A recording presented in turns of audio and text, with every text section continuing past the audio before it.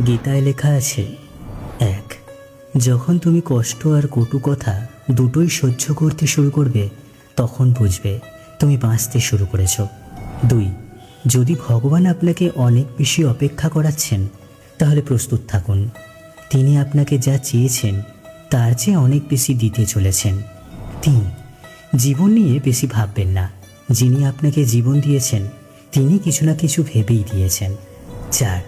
শ্রীকৃষ্ণ বলেন, কাউকে দুঃখ দিয়ে আমার কাছে সুখ কামনা করো না, আর কাউকে যদি ক্ষণিকের জন্য সুখ দাও তবে তোমার দুঃখ নিয়ে চিন্তা করো না।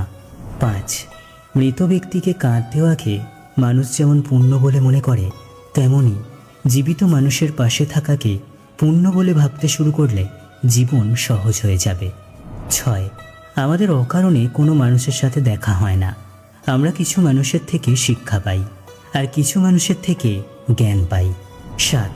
কে কী করছে, কীভাবে করছে এবং কেন করছে, তা থেকে যতই দূরে থাকবেন ততই সুখী থাকবেন। 8. আপনি হাসতে থাকলে পৃথিবী আপনার সাথে থাকবে, নইলে চোখের জল তো চোখেই ঠাঁই পায় না। 9.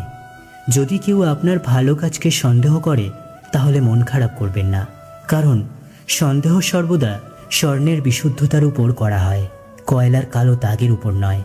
10. মনের শান্তি জীবনের সবথেকে বড় উপার্জন। 11. উপদেশ, সঙ্গ এবং সময় কাউকে না চাইতে দিলে লোকেরা প্রায়ই সেগুলোকে সস্তা বলে মনে করে। 12. একজন মানুষ যত শান্ত সে তত গভীরভাবে বুদ্ধিমত্তা ব্যবহার করতে পারবেন। 13. যেমন পাতা না ঝরলে গাছে নতুন পাতা আসে না, ঠিক তেমনই কষ্ট ও সংগ্রাম ছাড়া ভালো দিনও আসে না। 14.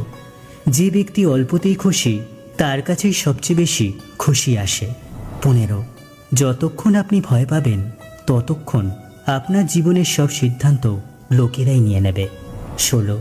যারা আপনাকে সময় দেয় তাদের প্রতি সর্বদা আনুগত্য এবং ঋণী হয়ে থাকবেন।